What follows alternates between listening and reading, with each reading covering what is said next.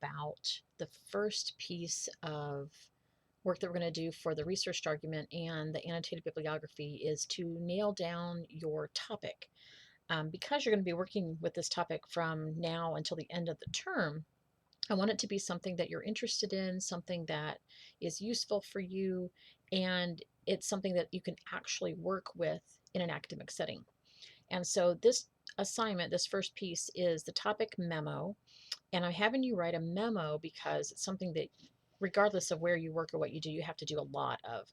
And so it's got two purposes. One is, yes, to tell me what you're going to write about, but the other is also to help you practice basically following the directions, doing things in a right format, even if it's something that's a little bit different than what we've been doing, and making sure that everybody has kind of the rationale for this particular assignment and this project, really is what it is, kind of down in your heads.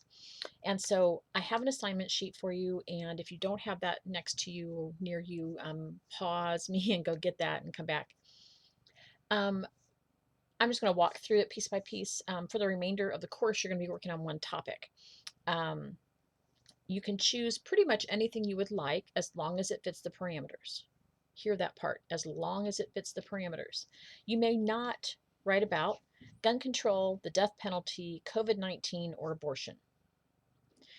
Any of those topics will get you a 0 and you have to start over. So just pay attention. This is you're going to complete some academic research to investigate the issue. If you haven't watched the How to Do Research for a College paper video, please go watch that. It has a lot of things that will help streamline and take the frustration level down a bit for that.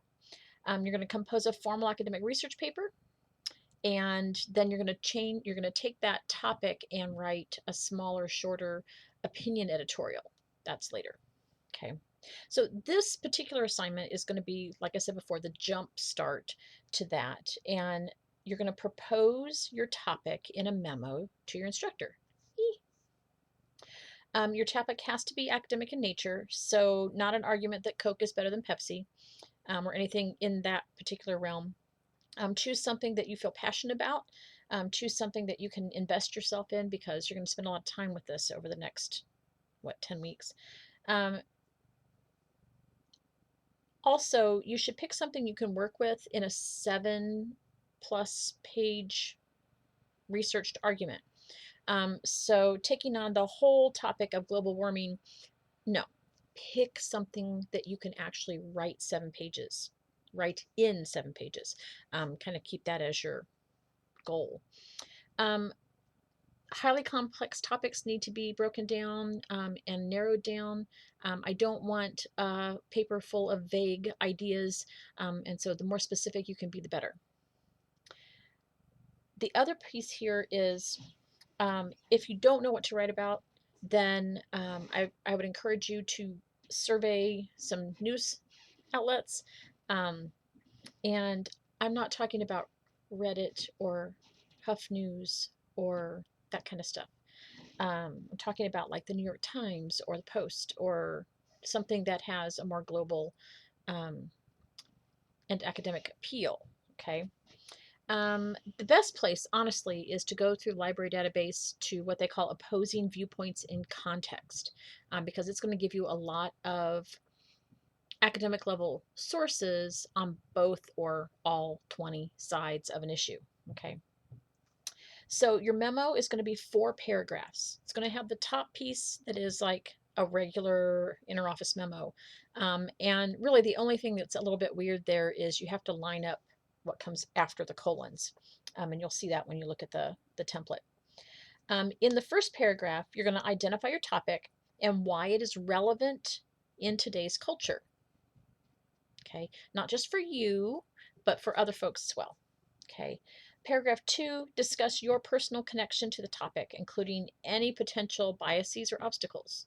That's part of the reason why I take those first 4 off the table, because they're very difficult to get beyond what we feel, and they're also very difficult to convince anybody who doesn't think like you that they should. So, trying to stack your deck here for you. Paragraph 3, discuss the information you need to gather. What kinds of things do you need to know? If you already know a lot about your subject, then you're still going to have to do some research, right? So where are you going to find that stuff? What kinds of things are you going to look for? In order to make it logical and effective and an argument. Okay. Paragraph 4, the last one, identify the opposition to your argument. Basically, what's the other side say? Discuss how you might convince someone who isn't on your side. Okay. We've talked about that a bit in our revising for audience stuff.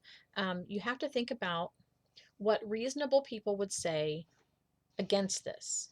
Somebody might think X. Well, okay, why would they think that? First, you have to understand that. And then the other part of it is, what do you say to them to get them to listen to your side? They may never agree with you, but get them to listen. So how do you do that? Again, it's 4 paragraphs. This is a very different format. You don't have a title page. You don't have anything like that. It is a memo like you would send in an office. And you're going to have to follow the memo template. It is still 1-inch margins, Times New Roman, 12-point font. This is a single line spacing, okay, instead of our normal double. Blocked paragraphs, no indenting, again, different from our normal.